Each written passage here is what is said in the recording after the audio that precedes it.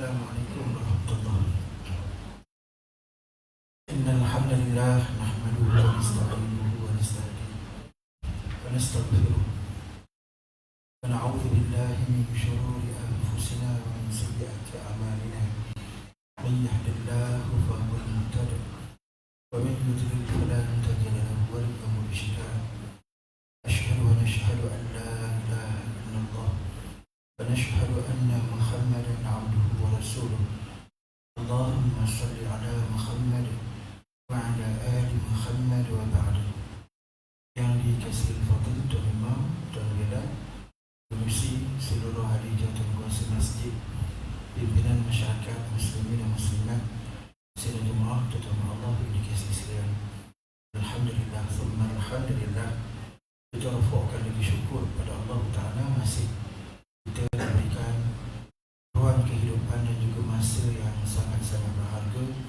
Pentingnya masa dan juga umur dalam kehidupan tuan-tuan sangat-sangat besar dan dibahaskan oleh ahli ulama dalam pelbagai wacana gelanggang perbincangan serta dimunculkan pelbagai tulisan kitab-kitab oleh ahli ulama sepanjang masa untuk menyedarkan kita tentang pentingnya apa yang disebut sebagai masa dan juga umur.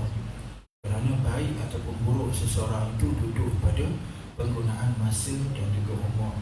Begitulah seterusnya tuan-tuan. Oleh kerana itu kita ahli-ahli surau masjid sangat-sangat patut memahami serta menghargai apa yang disebut sebagai kelebihan masa dan juga umur. Pada masa yang sama kita melihat dalam kehidupan akhir zaman ini bagaimana manusia sangat-sangat mensia-siakan masa dan juga umur. Sama ada mereka meninggalkan masa dan umur itu berlalu begitu saja tanpa ada pengisian, tanpa ada sebarang perkara yang berfaedah, ataupun mereka menyalahgunakan masa dan umur pada perkara-perkara yang membawa penyesalan besar pada kehidupan akhirat. Iaitu tuan-tuan, perkara sebegini perlu sangat-sangat kita sebut-sebutkan. Mana Allah Ta'ala datangkan satu surah yang pendek tapi sangat-sangat padu yang berkait dengan masa ini, iaitu wal asri tuan-tuan. Jadi sebahagian daripada penggunaan masa yang kita cuba jaga sebaik mungkin ialah apabila kita memperuntukkan sebahagian masa dan kehidupan kita di tempat-tempat baik. Seumpama yang kita lakukan itulah di surau dan masjid. Cuma berapa lama kita berada di masjid surau ini? Biasa kalau malam ni lama sikit lah. Kalau kita melekat dari maghrib ke isyak adalah sejam setengah tuan ni. Tapi kalau waktu siang, zuhur, asar, subuh, barangkali masing-masing terikat dengan komitmen kerja masing-masing. Jadi datang dan pergi secara pantas. Apa pun sekejap ataupun lebih daripada itu yang kita untukkan untuk kehidupan kita di surau masjid ini, dia akan menjadi hujah dan juga menjadi harapan besar pada kehidupan akhirat besok. Sidang jemaah yang dikasihi sekalian, kita sambung lagi pengajian kitab Taghil Ghafilin, peringatan pada orang-orang yang lalai, Al-Imam Al-Faqih Abul Lais As-Samarqandi rahmatullahi alaih wa nafa'ana bi'ulumihi fid darain. Mudah-mudahan kita mendapat manfaat besar dunia dan akhirat dengan kitab yang baik ini. Cuma malam ni masih macam cuak sikit lah tuan-tuan. Nampak macam ada alat perang kat depan ni. Ini bukan sebarang barang ni. Ini senjata perang tahap tinggi ni tuan-tuan. Bukan cak ayam punya ni. Dulu waktu mula-mula urusan ni mula-mula timbul lah sekitar tahun 2018-19 tuan-tuan. Waktu tu ada sebahagian daripada sahabat kita yang mula merakam benda-benda alam ni, kuliah-kuliah di Masjid Surau. Kat situ dah jadi satu apa orang panggil ni, bagi kami orang duduk depan ni, ada yang seronok, ada yang seronoknya aku dia bergantung. Ada orang seronok tuan-tuan, yang kuliah dia rakam, tapi sebahagian ni seriam. Pada saya seriam lah tuan-tuan, sebab dia boleh nak kelentong. gurau tu. Ada benda lah tu cikgu tak boleh nak gelentor aku lepas ni. Tapi lepas tu rakaman ni ditinggalkan sebahagian ni tuan-tuan. Kawan yang biasa duduk pada urusan tu tak, kata orang tidak berterusan buat. Itu yang bila tengok benda ni, saya teringat balik tuan-tuan. 2026 nilai macam dari macam polisi ni. 2026. Allah ya Rabbi, mudah-mudahan tuan beri kebaikan pada kita sekarang. Sebab sebahagian daripada laluan ilmu ini bukan sekadar dengan tulisan kitab, tapi akhir zaman ni dengan rakaman audio. Rakaman audio. Bismillah. Kita sambung pada pengajian ni. Ambil ghafilin, peringatan pada orang-orang yang lalai. Kebetulan yang Hindu ni pun bukan kecil-kecil anak ni. Kena juga Tuan Syahri kita ni. Allah ya Rabbi, ini bulu balan je 4 bintang ni. Unit media. Hai. Kita sambung pada siapa yang ada kitab Muslimat tu dia surah 102 ni. Masih berada pada bab taubat. Bab taubat, dan kita ambil secara latar belakang tuan-tuan perbincangan taubat ni. Ia sebahagian daripada gambaran kebaikan Allah Ta'ala. Sebagaimana kita dah bincang sebelum ni, bab Ar-Rahmah, babur Rahmah, ma yurja min rahmatillah, rahmat Allah yang sangat-sangat kita dambakan. Itu kita dah bincang dari sudut memahami sifat Allah sebagai Tuhan yang maha baik. Maka dalam perbincangan kitab ni, selepas daripada bincang bab rahmat, disambung lagi bab taubah. Jadi bila kita memahami bab taubat ini, lagi sekali kita akan lebih dalam tahu dan juga faham berkenaan dengan baiknya Allah. Siapa dia Allah ni? Tuhan yang sedang menunggu kita, dan kita sedang menuju ke arahnya. Maka Tuhan ini adalah Tuhan yang maha baik. Dari mana kita faham? Ini perbincangan yang dibawa melalui Quran hadis dan diterangkan oleh ahli ulama. Malam ini kita sambung di tengah-tengah. Qala al-musannif rahimahullah ta'ala wa nafa'ana bi 'ulumihi fid darain. Mudah-mudahan kita mendapat manfaat besar dunia dan akhirat dengan kitab yang baik ini. Safwan bin Asal al-Muradi radhiyallahu anhu berkata, Nabi SAW bersabda, di sebelah barat ada satu pintu gerbang besar yang dibuat oleh Allah Ta'ala untuk pintu taubat. Lebarnya sekira-kira perjalanan 70 atau 40 tahun. Tetap terbuka dan tidak akan ditutup sehingga matahari terbit dari barat. Hadis ni riwayat Imam At-Tirmizi, hadis Hasan. Hasan ni hadis baiklah, hadis yang bawah sikit daripada hadis sahih. Jadi ini satu lagi tuan-tuan, pemberitahuan Nabi SAW kepada kita perihal perkara ghaib. Perkara ghaib apa dia? Iaitulah Allah Ta'ala menyediakan satu pintu gerbang yang menerima taubat pada setiap masa. Dia letakkan pintu gerbang tu di sebelah barat. Kita ada timur, ada barat. Masyriq wa maghrib, diletakkan di sebelah barat. Dan dia punya besar, jangkaan lebar dia tu disebut dalam hadis perjalanan antara 70 atau 40 tahun. 40 tahun atau 70 tahun. Dari lebar sebelah kanan nak pergi ke lebar sebelah kiri ambil masa 40 tahun. Ataupun ada dua riwayat kat situ, ataupun 70 tahun. Hadis ni hadis Hasan tadi tuan-tuan. Dan dia tidak akan tertutup. Dia buka sehinggalah sampai masa tamat dia. Bila masa tamat dia tuan-tuan? Iaitulah apabila matahari naik sebelah barat. Selagi mana tidak muncul matahari sebelah barat, maka selagi itulah pintu itu terbuka. Jadi ini berita ghaib, lagi sekali kita sebut tuan-tuan. Sebagai seorang mukmin, seorang Muslim, Allah Ta'ala mengikat kita dengan akidah. Akidah, apa maksud akidah? Pengikat, simpulan. Bagaimana simpulan itu mengikat kita? Menerusi keyakinan kita kepada rukun iman, rukun Islam.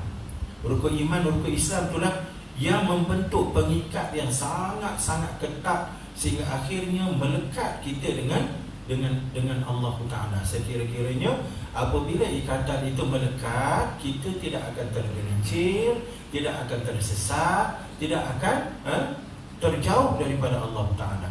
Itu yang menyebabkan orang mukmin ni tuan-tuan menjadi satu watak yang sangat-sangat istimewa berbanding dengan kumpulan-kumpulan lain. Jadi barangkali kita selalu sebut tuan-tuan, barangkali kita tak berapa nampak kita ni siapa. Sebab kita ni selalu duk tilik secara barangkali inferiority complex lah, secara rendah diri. Tapi nak nampak kita ni lagu mana apabila kita duduk di kalangan orang bukan kita. Bila kita duduk bersama, bermuamalah, bergaul dengan orang-orang yang bukan kita, waktu itulah kita akan nampak bagaimana kita tak serupa dengan orang lain.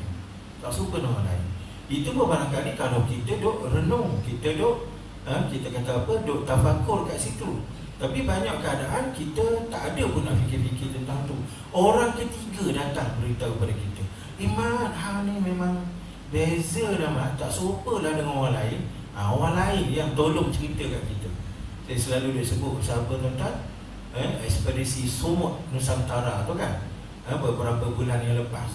Menarik tuan-tuan untuk kita bincang bab tu. Bukan sekadar misi mereka ni sangat-sangat murni nak membantu perjuangan jihad Palestin, tetapi dari sudut lain tuan-tuan kita bincang bagaimana sangat-sangat berbeza orang Islam dengan orang bukan Islam. Sebab ketika itu mereka duduk sampai 2 bulan di tengah-tengah laut, berada di satu tempat yang sangat-sangat kecil. Itulah kapal-kapal layar yang sebahagiannya hanya memuatkan antara 7-8 orang saja. Bayangkan duduk di tengah laut sampai 60 hari, duduk dalam kelompok 7-8 orang yang terdiri daripada orang Islam dan bukan Islam. Dan orang Islam pula sangat-sangat minoriti tuan-tuan. Ada sekitar hampir 500 orang yang terlibat ketika itu kan. Berapa puluh lah kapal layar tu, hampir 500 orang. Orang Islam sekitar dalam 50 orang tuan-tuan. 50 orang. Bayangkan apa yang berlaku ketika orang Islam bersama dengan mereka. Waktu itulah disiplin akidah yang mengikat orang Islam ni menunjukkan perbezaan yang sangat ketara antara mereka dengan bukan mereka tadi. Bayangkan permulaan kehidupan hari, orang Islam bangkit dalam keadaan ingat kat Tuhan. Bangkit-bangkit saja awal pagi, waktu subuh, orang Islam mulakan dengan ingat Tuhan. Belum pergi kepada tempat nak ingat Tuhan, dia mandi bersihkan diri dia dulu. Dia jaga kebersihan luaran, dia pelihara kebersihan dalaman. Kemudian dia seru nama Tuhan menerusi solat subuh tuan-tuan. Kemudian sekarang pula tengah hari Zuhur, Asar, Maghrib, Isyak diperhatikan oleh bukan Islam. Dari sudut tutur bicara, 60 hari duduk tengah laut, macam mana orang-orang Islam tak ada terkeluar perkataan-perkataan yang kita kata kotor, yang porno, yang lucah, tak ada tuan-tuan. Ini cerita orang Islam. Dari sudut makan minum pula tuan-tuan, orang Islam menunjukkan bagaimana sifat makan minum yang diajar oleh akidah Islam. Halal dan thayyibah. Katakanlah tak ada dah dia punya makan tak berkecukupan, air pun tak berapa nak cukup, maka bagaimana orang Islam mendahulukan orang lain. Yang dinamakan sebagai sabar, yang dinamakan sebagai beradab, yang dinamakan sebagai al-isal, altruism, iaitu mendahulukan orang lain. Itu semua terserlah apabila orang Islam berkumpul dengan bukan Islam. Boleh faham tuan-tuan ni? Dari mana datang kelebihan dan keistimewaan orang Islam itu? Daripada akidah yang dibina dalam diri. Bagaimana akidah itu terbentuk? Kita sebut tadi tuan-tuan, akidah ni adalah simpulan, al-uqdah, simpulan. Bagaimana simpulan ini dibina? Menerusi rukun iman, rukun Islam. Itu luar biasa tuan-tuan. Ni dengan cerita sikit masa lagi nak ada ekspedisi 2.0 pula tuan-tuan ni. Dia orang tengah duk rancang untuk buat ekspedisi kedua. Yang rancang jadi ketua tu bukan Islam tuan-tuan, non-Muslim. Yang ekspedisi yang pertama dulu kan, apa nama tu? Tanbert Tefa Tanbert, seorang budak remaja perempuan, dah lah perempuan OKU pula tuan-tuan. Dah lah, OKU bukan Islam pula tu. La ilaha illallah. Pelik-pelik lah Allah tunjuk dalam peristiwa Gaza ni, tuan-tuan. Kemudian sekarang ni tengah ada orang duk rancang nak buat 2.0 pula. Tiago, satu watak aktivis kemanusiaan Tiago. Dia ni tuan-tuan, Masya Allah, dari sudut luaran, akhlak perangai dia ni nampak macam lebih Islam daripada kita Islam. Kalau jumpa dengan kita semua ni, Assalamualaikum, apa khabar? Alhamdulillah, dia jawab selamba je, Assalamualaikum, Alhamdulillah. Tapi dia bukan Islam. Dan lembut, lemah lembutnya, sentiasa mendahulukan senyum. Ini Tiago, tuan-tuan ni. Satu watak manusia Allah jatuhkan rasa simpati, rasa kasih dia kepada umat Islam di Gaza, tuan-tuan. Tapi malangnya lah, selagi mana dia tidak bersyahadah, selagi itulah kerja dia ni hanya sekadar kerja dunia je lah, tak memberi manfaat kepada kehidupan akhirat dia. Itu kalau ada orang boleh lah pergi gosok-gosok kepala, gosok-gosok bau, tuan-tuan, kok ada laluan hidayah untuk orang sebaik Tiago ni masuk Islam, tuan-tuan. Dulu kita pernah sebut tentang seorang remaja perempuan yang sanggup mengorbankan diri untuk Gaza tapi mati sebagai seorang kafir. Rachel Corrie, satu remaja perempuan mahasiswi di Amerika yang tinggalkan pengajian di Amerika dan kerana terkesan dengan penderitaan umat Islam Gaza, akhirnya dia pergi ke Gaza, tuan-tuan, tidur sekali dengan saudara kita di Gaza. Pada hari kejadian dia dibunuh, dia berdiri di hadapan bulldozer Yahudi Zionis yang ketika itu dalam operasi untuk meratakan tanah-tanah umat Islam di Gaza. Dia berdiri untuk menahan bulldozer, tuan-tuan. Jangka dia Yahudi ini ambil perhatian juga, tuan-tuan. Ada manusia kat depan, dia tak perasan itu Yahudi, tuan-tuan. Satu jenis bangsa yang tak ada hukum, nak bercerita tentang jahat, tentang biadab, tentang zalim, besar ke manusia. Nabi-nabi dihambat, tuan-tuan. Dihambatnya Nabi Zakaria, dihambatnya Nabi Yahya. Ini jenis keturunan Yahudi, serta Yahudi, tuan-tuan. Akhirnya tubuhnya lunyai di bulldoze, ditenggala oleh bulldozer besar tadi. Dan namanya hari ini diabadikan di beberapa tempat sebagai satu lambang simbol kemanusiaan. Tapi pada kita orang-orang masjid, sia-sialah hati begitu, dan kerana asas kepada kerja baik dia itu tidak lengkap. Asas kepada benda baik mestilah beriman kepada Allah. Ketika dia berusaha untuk menghilangkan kezaliman yang berlaku kepada umat Islam Gaza, dia sendiri tak sedar dia menzalimi Allah. Apa kezaliman dia pada Allah? Tidak mengiktiraf Allah sebagai Tuhan yang satu-satunya Tuhan. Sebaliknya meletakkan Tuhan Allah berkongsi dengan Tuhan-Tuhan lain. Itu kerugian dan juga kezaliman manusia yang tidak beriman kepada Allah Ta'ala. Kesian, tuan-tuan, watak seperti itu. Jadi kembali kepada hadis tadi, tuan-tuan, berkenaan dengan peristiwa di alam ghaib yang agama ajar kepada kita. Di alam ghaib sana di sebelah barat ada satu keping pintu taubat yang sangat luas, sentiasa terbuka, tidak tertutup-tutup. Siapa sahaja yang faham tentang adanya fadilat itu, segera ambil peluang. Peluang apa? Bertaubat. Bertaubat. Sebab urusan kita bila kita faham tentang pemurah dan baiknya Allah Ta'ala ini, kita akan faham bahawa dalam kehidupan kita bukan masalah kita buat jahat, tetapi masalah ialah selepas buat jahat, apa yang kita buat selepas itu. Apa penyelesaian kepada jahat. Bukan isu tentang jenayah, tetapi isu selepas kamu terlanjut dengan jenayah, kamu buat apa? Maka di situlah kita faham apa sahaja yang kita buat, jenayah kecil ke, besar ke, sengaja ke, tak sengaja ke, selepas tu mesti bertaubat kepada Allah Ta'ala. Itu yang menjadi penyelesaian kepada orang Islam, yang akhirnya orang Islam sentiasa duduk dalam keadaan yang bersangka baik dan positif minda dengan Allah Ta'ala. Jadi di sini, tuan-tuan, pada hadis ni juga membawa maksud yang bersifat simbolik. Simbolik apa, tuan-tuan? Pintu ini diletakkan di sebelah barat. Perjalanannya 40 tahun, 70 tahun. Sebelah barat ni merujuk kepada keadaan kita yang semakin ketuaan. Kita ada timur, ada barat.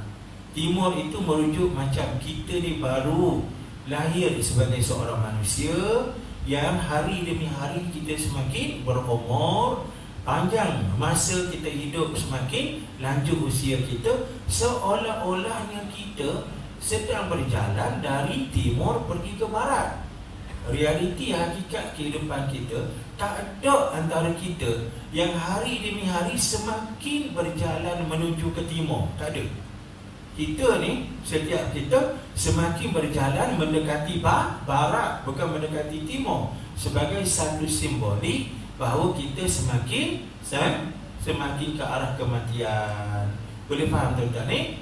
Maka tiba-tiba dalam urusan agama, laluan atau hala tuju ke arah barat itu, tiba-tiba Allah letakkan pintu gerbang, yang namanya pintu taubat tadi. Sebab itulah hadis ini sangat besar dia punya nilai kepada kita. Perjalanan kita menuju kematian mesti melalui pintu taubat. Sangat-sangat celaka, sangat-sangat rugi orang-orang yang apabila melalui perjalanan ke barat, tiba-tiba dia tak peduli dengan pintu taubat. Sangat-sangat rugi. Jadi tuan-tuan dikaitkan dengan umur 40, umur 70. 40 ni tuan-tuan, kebiasaan umur bertaubat. Hadis Nabi SAW kan, man balagha arba'in falam yaghlib khairahu syarruh falyatajawwaz bin nar atau kama qala. Barang siapa yang sampai usia 40 tahun tetapi baik dengan buruk masih lagi banyak buruk, baik tidak menguasai buruk, maknanya masih banyak buat kerja jahat daripada kerja baik, falyatajahhaz binnar, maka dia mestilah buat persediaan untuk dihumban ke dalam neraka. Wal'iyadzubillah. Ini tuan-tuan, angka 40, diletakkan angka 40. Maka dalam agama dibincangkan 40 ni adalah had kematangan, had kematangan usia, pemikiran. Sehingga kan Nabi SAW pun dimulakan tauliah kerasulan Nabi pada usia 40.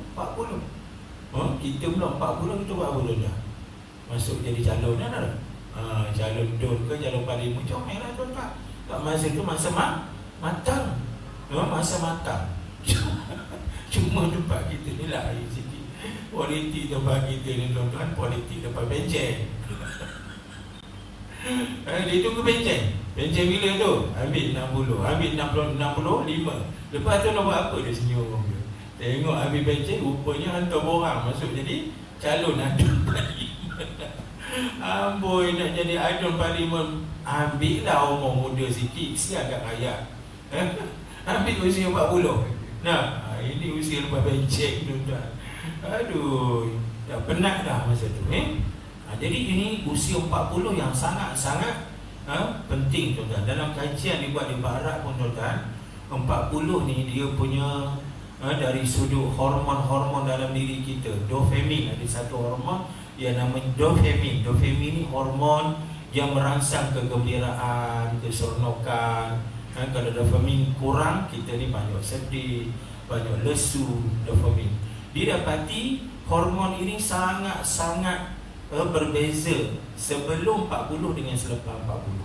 Selepas 40 dopamin semakin berkurang, menunjukkan kita ni pada masa itu lebih kepada keinsafan umur 40. Tiba-tiba dalam keadaan dopamin kurang, dalam keadaan potensi insaf terbuka besar, tiba-tiba ada jenis manusia tak insaf-insaf. Itu luar biasa. Boleh faham tak? Sepatutnya ketika itu, kerana hormon saintifik pun menunjukkan dia ni semakin, kata orang, semakin nak pergi ke gia ghostan, semakin nak bertemu mati.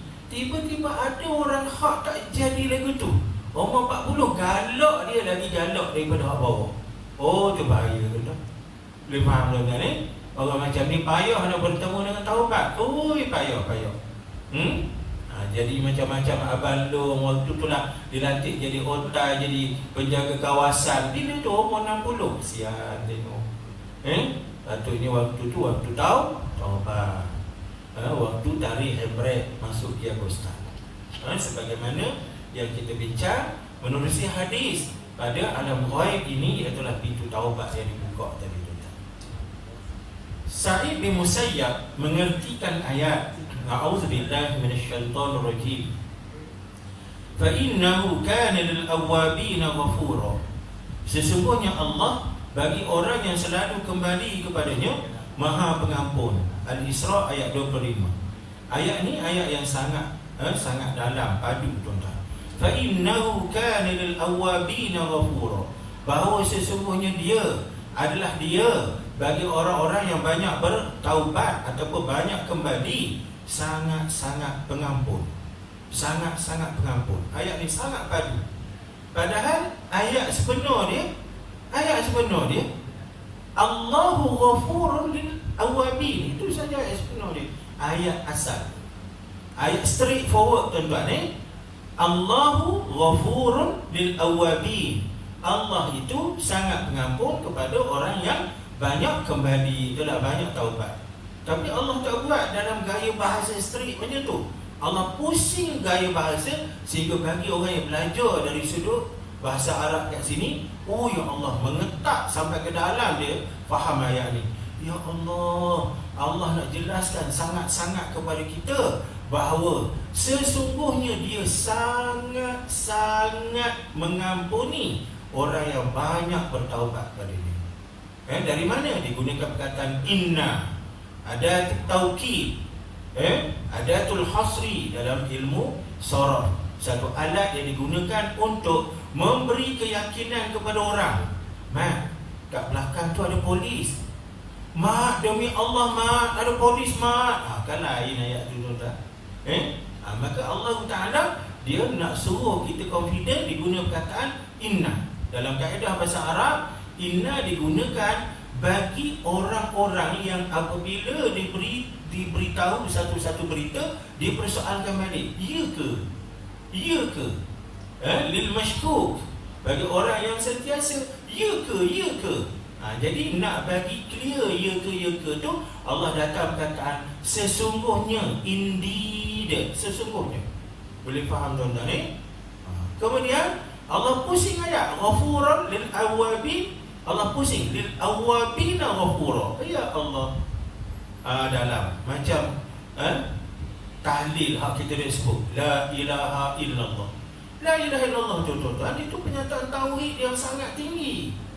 Asal perkataannya pada ayat mudah, ayat straightforward, Allahu ilah ataupun al-ilahu Allah. Itu saja ayat dia. Tuhan adalah Allah. Allah itu adalah Tuhan. Tetapi Allah nak bagi satu bentuk kefahaman yang sangat dalam diri kita. Dia datangkan gaya bahasa apa?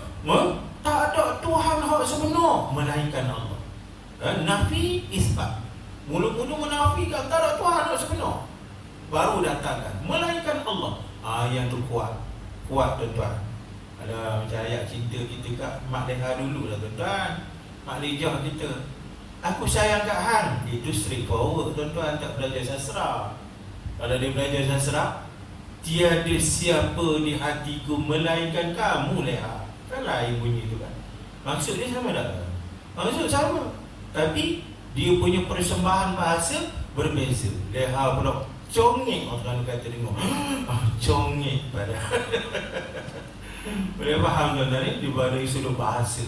Sebab tu bahasa ni penting. Dan satu kaedah ketinggian, kemuliaan dan kehebatan Quran, satu bahagiannya adalah dari sudut uslub permainan bahasa. Oh ya, boleh faham tuan-tuan Okey. Jadi dalam ayat ni, apa yang kita faham? Bagaimana Allah sangat-sangat beri jaminan kepada kita menerima taubat. Atas dasar ni tuan-tuan, kita faham setara mana jenayah dosa yang dilakukan oleh anak Adam, tidak ada perkiraan tak boleh di sisi Allah. Maksudnya tak boleh dimaafkan Allah. Tak ada. Semua dibuka. Termasuklah dosa syirik, dosa kufur. Banyak kali kita sebut syirik kufur ni boleh tak diampuni Allah? Boleh. Cuma syaratnya Orang kafir, orang syirik ni, dia taubat ke tidak? Itu isunya. Si kafir yang ada kufur, si musyrik yang ada syirik, dia bertaubat ke tidak? Kerana dia bertaubat, Allah Maha penerima taubat. Sebab itu kita sebut, kalaulah Allah tidak menerima taubat kafir dengan musyrik, nescaya tidak ada generasi sahabat. Generasi sahabat itu terdiri dari mereka yang kafir sebelum Islam, yang syirik sebelum Islam. Tapi bila datang Islam, mereka bertaubat dengan menerima Islam, tuan-tuan. Maka mereka, kita doakan kepada mereka apa? Radhiyallahu anhum wa radu'an. Mereka redha dengan Allah dan Allah redha dengan mereka.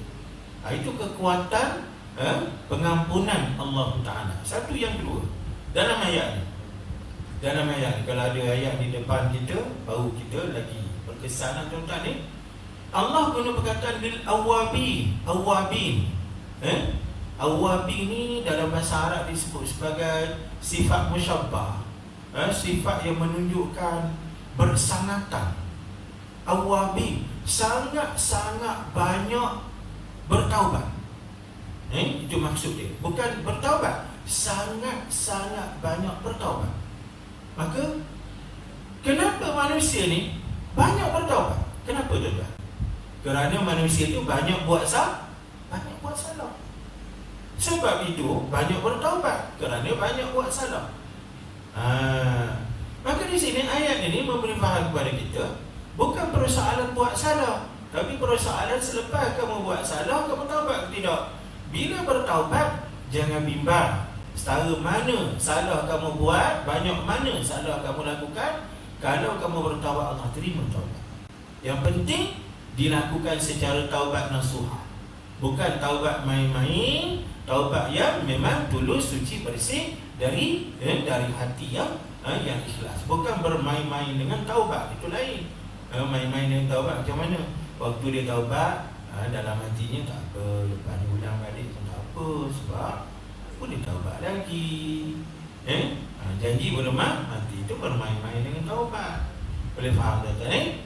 Taubat yang dinamakan taubat nasuha, taubat yang sebenar-benar taubat, iaitulah ketika taubat, dia stop daripada benda salah, dia rasa menyesal pada benda salah, dan dia taubat lahum, tak nak ulang dah ada benda salah. Ada niat taubat lahum dia tu, aku tak nak dah buat, tak nak. Itu syarat taubat nasuha dah tu. Tiba-tiba lepas tu, pak, dia buat balik. Nak cerita lemah je kita manusia. Pak, dah ke mana? Taubat dah balik. Dah kamu terlanjur buat balik, taubat dah balik. Tak main dengan Tuhan. Tadi kamu main tak waktu taubat? Tak, Ustaz, saya sungguh. Itu taubat nasuha tu. Cuma lepas tu buat pula. Itu menunjukkan lemahnya kita. Boleh faham, tuan-tuan? Ini sistem. Tapi kalau kita, tuan-tuan, orang 2-3 kali datang jumpa kita, minta maaf dengan kita, sekali kita terima, 2 kali kita terima, masuk 3 kali, kita mula tengok atas bawah. Masuk 3, 4, 5 kali, kata dia main-main ni. Dia duduk bergurau dengan aku ni. Itu kita, tuan-tuan, sesama makhluk. Tapi kita dengan Allah tidak begitu. Kat sinilah kita faham tentang hebat dan dalamnya kebaikan dan rahmat kasih sayang Allah. Cuma orang tasawuf dia tengok lain sikit, tuan-tuan. Orang tasawuf ni orang yang halus lah, tuan-tuan. Jiwa raga halus, amal perbuatan halus. Dia tengok lain sikit. Tengok macam mana, tuan-tuan? Ya, betul, boleh bertaubat setara mana pun. Innallaha la yata'azamu ayyu dhanbin alla yaghfira lah.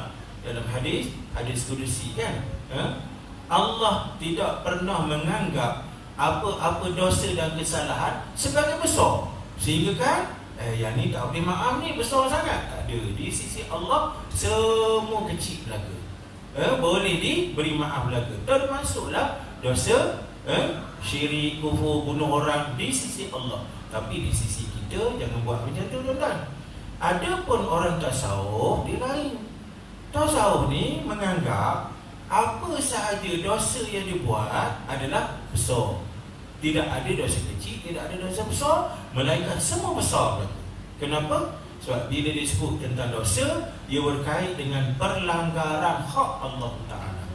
Boleh faham tuan-tuan? Suatu yang berkait dengan hak Allah dikira besar. Tak kira lah standard dosa tu curi telur ayam, kecil je pun. Tapi oleh kerana itu adalah kecurian, jenayah, dianggap besar. Kemudian tuan-tuan, walaupun di sana ada peruntukan bertaubat, tetapi orang-orang tasawuf dipandang lain. Dipandang begini tuan-tuan, betul, ada hak untuk kita bertaubat dan hak bagi Allah menerima taubat. Tapi tak comel tuan-tuan, tak comel. Dia buat perumpamaan macam dinding ni kan, dinding kayu yang solid ni, yang licin. Bila saja kita buat satu kesalahan, diandaikan kita ambil satu paku, kita tusuk masuk pada kayu yang licin ni, yang solid ni. Sekali salah, satu paku kita paku kat situ. Dua kali salah, dua paku kita paku kat situ. Itulah seterusnya. Maka paku-paku yang berceracok tu perlu dibuang. Kalau tidak, tak comel lah orang buang ke laut dah kayu tu. Jadi kalau kayu tu nak diambil guna, perlu bersihkan balik paku tu. Itulah gambaran manusia yang berdosa. Bila buat dosa, perlu ditaubatkan supaya dosa yang melekat dalam hati kembali buang dan hati jadi kembali jernih untuk menerima hidayah. Maka proses nak cabut, nak bertaubat itu adalah dengan kaedah taubat nasuha tadi lah. Bagi orang tasawuf, seolah-olah paku tadi yang kita tusuk masuk ke dalam kayu sebagai tanda berdosa, bila taubat, tarik balik, bersihkan balik paku kayu tu dengan cara kita tarik balik paku. Taubat lagi, tarik balik paku. Taubat lagi, tarik lagi paku hak melekat pada kayu yang solid. Tapi tuan-tuan, hujung daripada tarik-tarik itu kita tengok kayu tu ada lagi tak paku? Tak ada dah. Paku dah tak ada dah. Menandakan bahawa tak ada lah dosa bagi orang yang bertaubat. Tapi apa jadi pada kayu yang asalnya solid? Kayu tu asalnya solid, tapi bila dah ditebuk dengan paku, walaupun kita cabut buang, comel tak kasi kayu dulu tak? Tetap tak comel. Orang Terengganu kata gelebek nyeng. Tetap juga tak comel. Cuma learning kita kata learning ada filler kan ustaz? Tetap filler je. Itu cerita lain lah tuan. Tapi nak cerita kayu tu jadi tak solid lagi dah. Dan kerana ada kesan paku-paku yang ditusuk masuk kemudian dicabut buang. Tak comel. Maka begitulah gambaran pada pandangan orang-orang tasawuf kepada dosa-dosa yang dilakukan dan kemudian diakhiri dengan taubat. Boleh faham tuan-tuan? Jadi ayat di sini Allah Ta'ala turunkan ayat ini kepada kita untuk kita ambil sebagai satu jaminan dan juga minda positif bahawa Allah ni sangat-sangat menerima taubat ataupun sangat-sangat mengampuni orang-orang yang sangat-sangat banyak melakukan dosa dan kemudian ini diakhiri dengan taubat. Setiap kali dosa taubat, setiap kali dosa taubat. Maka Allah melayan tuan-tuan orang ni sebagaimana orang ni tidak berputus asa daripada Allah Ta'ala. Dia lain macam kita. Kita ni nak layan orang ada had, ada dia punya batasan. Allah tidak. Man lam yas'alillah yaghdab alaih. Hadis Nabi SAW, hadis Hasan. Nabi kata apa? Siapa tak minta dengan Tuhan, Allah marah. Kita orang hak minta dengan kita pengang. Tapi Allah tidak, tak minta dengan dia marah. Seolah-olah kita ni jadi orang kaya tuan-tuan. Sedangkan kita ni semua miskin belaka. Apa kerana berhajat kepada Allah Ta'ala tuan-tuan. Fakir tu maknanya berhajat. Iftaqara, yaftakiru, iftikar. Sifat iftikar, sifat berhajat kepada Tuhan. Tiba-tiba ada orang tak pernah panggil Tuhan, tak pernah minta kepada Tuhan, nampak benar dia ni perasan seolah-olah dia kaya. Kaya itu salah tuan-tuan. Kemudian seorang ahli hikmah berkata, ahli hikmah ni kata orang-orang yang Allah Ta'ala anugerahkan kefahaman lebih daripada orang lain tuan-tuan. Sifat orang arif yang mengenal Allah itu 6. Yang pertama, jika ingat kepada Allah berbangga. Dan jika ingat pada dirinya, berasa rendah. Jika melihat ayat Allah, mengambil iktibar. Dan jika ingin bermaksiat, dia ada ayat yang tercicir. Dan jika ingin bermaksiat, dia terhenti. Dan jika ingat dosa-dosanya, maka minta ampun. Ada satu lagi yang tertinggal. Patutnya ada 6, kat sini ada 5. Silakan tuan-tuan, anak azan. Tengok dalam versi bahasa Arab dia, tuan-tuan. Hirfatul arif sittatu asya. Kemahiran seorang yang kenal Tuhan ni ada 6. Silakan tuan-tuan. Siapa nak azan, silakan. Kemahiran bagi orang yang arif billah ni ada 6. Dia punya, nanti kita tengok tuan-tuan lepas azan. Untuk bila orang baru ni? Macam betul ni.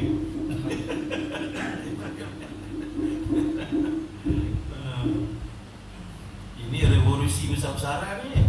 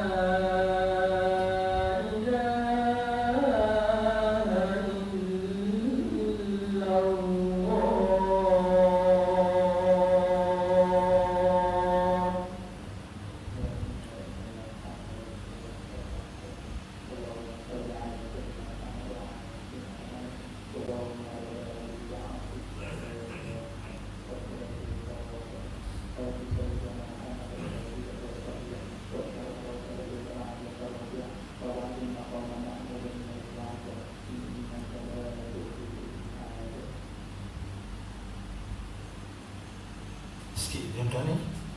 Tadi disebut dalam satu perkataan hikmah tuan-tuan, qaulul hikmah, oleh seorang yang beroleh hikmah, iaitulah kebijaksanaan anugerah Allah Ta'ala. Disebut macam mana tuan-tuan?